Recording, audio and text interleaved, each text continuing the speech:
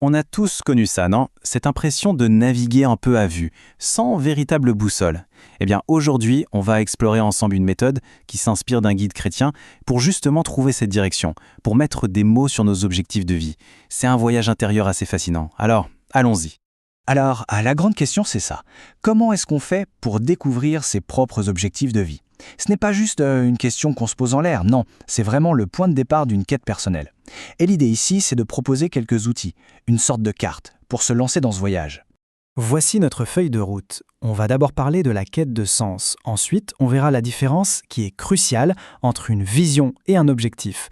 Après, on s'inspirera d'un modèle pour voir comment ça s'applique concrètement. Puis, on passera un exercice pratique avec le journal de découverte et on terminera avec les pièges à éviter. Allez, c'est parti! Première étape donc, la quête de sens. Parce qu'avant de foncer tête baissée et de lister des objectifs, c'est important de se demander, au fond, qu'est-ce qu'on cherche vraiment? Quel est le moteur de tout ça? Et là, il y a une distinction qui est vraiment éclairante. Spontanément, quand on pense objectif, on pense faire, courir un marathon, avoir une promotion, apprendre une langue. Mais ce qui nous est proposé ici, c'est de penser aussi en termes d'être. Quel genre de personne est-ce qu'on a envie de devenir? Plus patiente, plus courageux? En fait, les deux, l'être et le faire, sont complètement liés. On enchaîne avec la deuxième partie. Maintenant qu'on a cette idée de l'être et du faire en tête, il nous faut des outils pour construire ce parcours. Et il y en a deux qui sont vraiment essentiels. La vision et l'objectif. Vous allez voir, ce n'est pas du tout la même chose. La vision, c'est un peu notre étoile polaire. C'est un idéal, comme la justice ou la sagesse. Ce n'est pas quelque chose qu'on peut cocher sur une liste en se disant « ça y est, c'est fait ». Non, c'est une direction, une boussole qui nous guide en permanence, même si l'horizon semble toujours s'éloigner. L'objectif, à l'inverse, c'est beaucoup plus concret. Ce n'est plus l'étoile, c'est une destination sur la carte. C'est un résultat qu'on peut atteindre. Par exemple, obtenir un diplôme, finir un projet au travail, apprendre à jouer un morceau de musique. C'est mesurable, c'est réalisable. Donc pour que ce soit bien clair, la vision, c'est le pourquoi, c'est notre boussole. L'objectif, c'est le quoi. C'est une étape précise sur le chemin. On ne devient jamais parfaitement sage. Ça, c'est la vision. Par contre, on peut se fixer l'objectif de lire un livre de philo par mois pour s'en approcher. Vous voyez la nuance? D'accord, mais comment on passe de l'objectif à la réalité du quotidien? Eh bien, c'est là que les activités entrent en jeu. Ce sont les petits pas de tous les jours.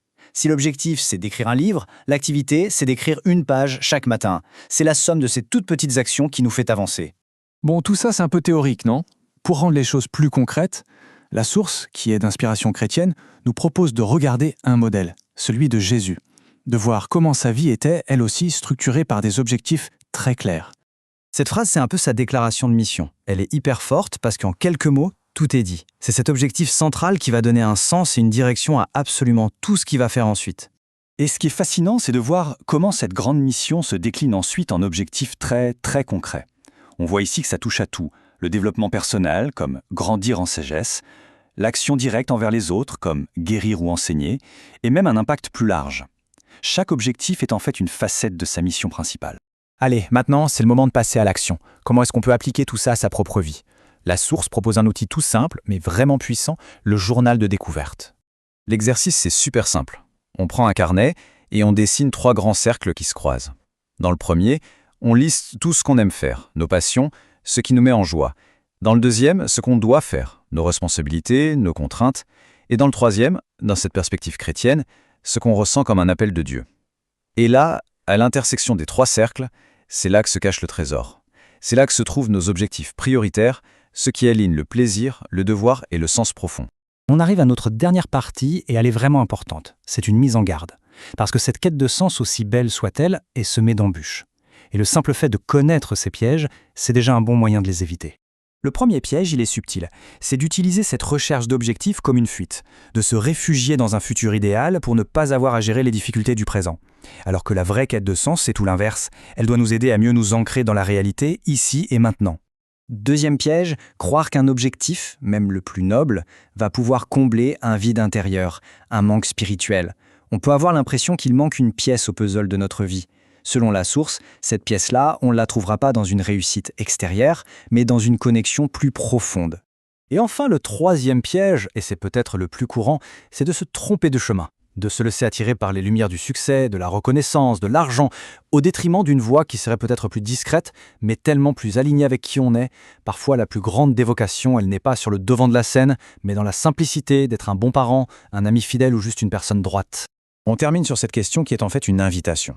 L'invitation à prendre un moment pour soi, à dessiner ces 3 cercles et à se demander honnêtement qu'est-ce qui se trouve à l'intersection. Qu'est-ce qui unit ma passion, mon devoir et ce que je ressens comme un appel? Ça vaut le coup de prendre le temps d'y réfléchir. La réponse pourrait bien être la boussole qu'on cherchait.